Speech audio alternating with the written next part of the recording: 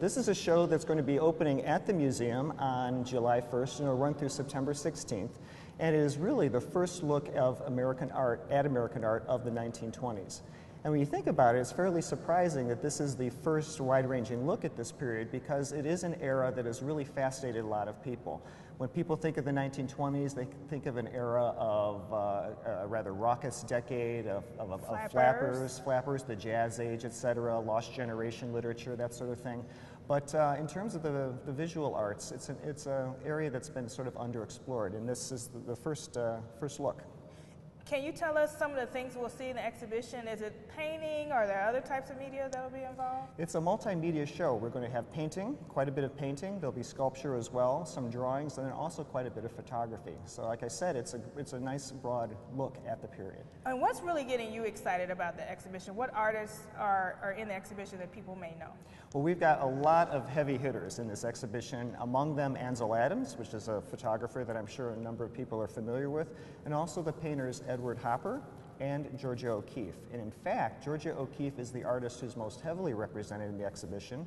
We're going to have more than a half a dozen of her canvases and also 2 photographs that were taken of her by her husband, who is a famous photographer. Wonderful. Are there any Cleveland connections to the exhibition? There are, as a matter of fact. Well, first off, we have a painting from our own collection that's in the show, an iconic work from the 1920s by Charles Sheeler that's called Church Street L.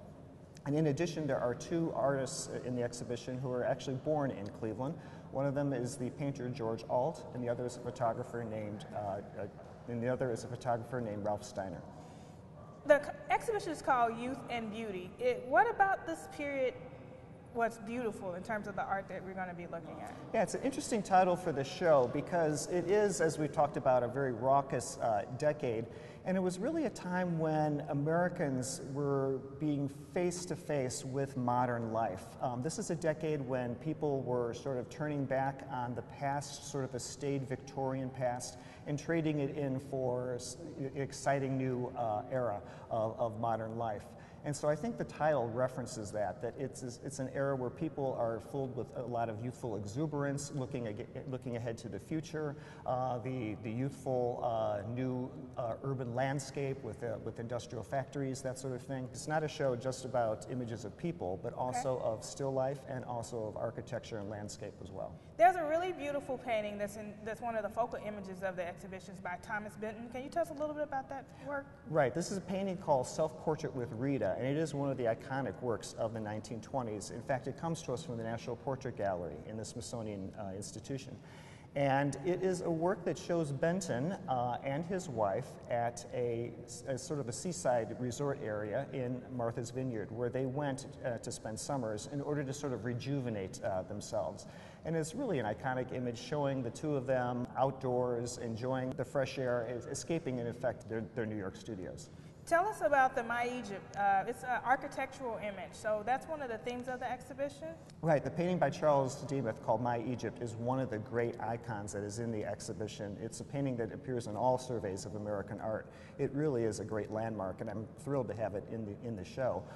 It's an interesting painting. It's an image that shows a grain elevator in his hometown of Lancaster, Pennsylvania.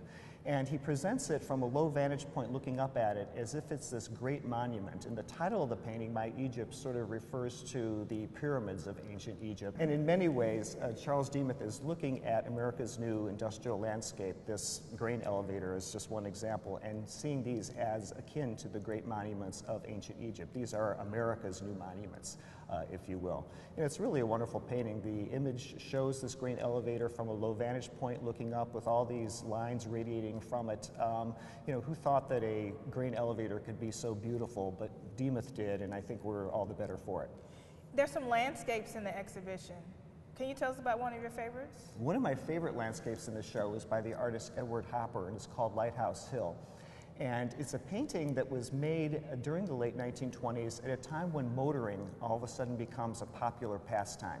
Automobiles are being manufactured and sold on an unprecedented level, and also there's a great deal of building of national highways during this period. I think over 100,000 miles of national highway were built during the 1920s, and people then take to motoring as a popular pastime. And Hopper himself was not immune. In fact, he bought an old used Dodge that he then used to drive around to different areas of the Northeast. And he discovered the area, Cape Elizabeth, in Maine, and it's just this very narrow strip that extends out into the Atlantic. And he pretty much went to sort of the ends of the earth, if you will, in terms of the United States, and was inspired by this lonely lighthouse that's there. And it's this very stark painting that shows the lighthouse all by itself on the top of a hill, and you really get a sense of the elemental landscape, the meeting of land and sea at that point, and you think about the loneliness of the inhabitants that live there. And in fact, one of his colleagues, another painter, referred to Hopper's art as, quote, silent poetry. And I think that's something that comes across quite a bit in that wonderful painting.